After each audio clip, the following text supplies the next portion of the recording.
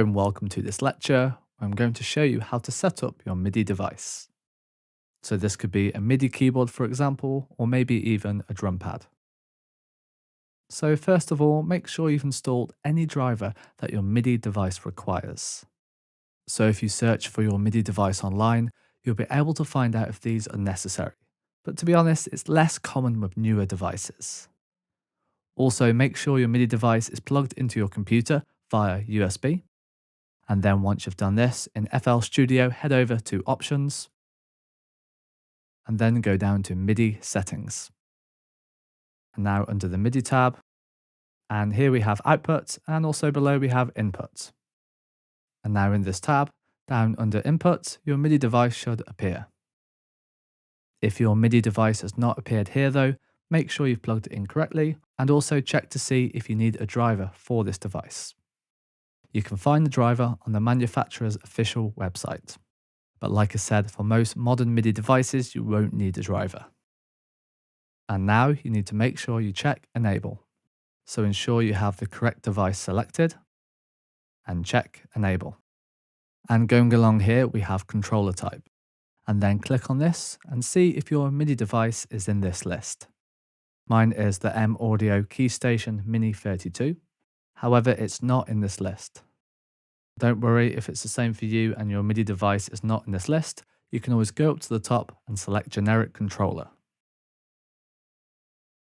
Also on the output, make sure you click the device you want to use and also check Send Master Sync. So it's as simple as that, your device should now be set up. Okay, I just wanted to show you this so you can quickly get your MIDI device set up with FL Studio. So we're not going to look at the other features for the MIDI settings at the moment.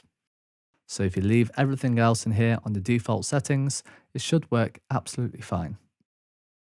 So I'm just going to close the settings now. And now I'm just going to press a key on my keyboard. As you can see in the top left up here, if I press a note again, it shows the information of the key that you have pressed. So this lets us know that the MIDI keyboard is set up. And now we simply just click on the track that we'd like to hear. So for this example, I'm going to click on Mini Synth. And now if I press a key on my MIDI device, you'll be able to hear this synth. And now if I click on another track, you can hear the other synth. And now we have our MIDI device set up, ready to record. Okay, so that's the essentials of setting up your MIDI device. In a later lecture, I'm going to show you how you can assign any faders or knobs that your MIDI device may have, so you can use them to adjust parameters in FL Studio. I'll also show you how you can set up a second MIDI device in FL Studio. So this could be useful if you want to play with a friend or record two separate MIDI parts at the same time.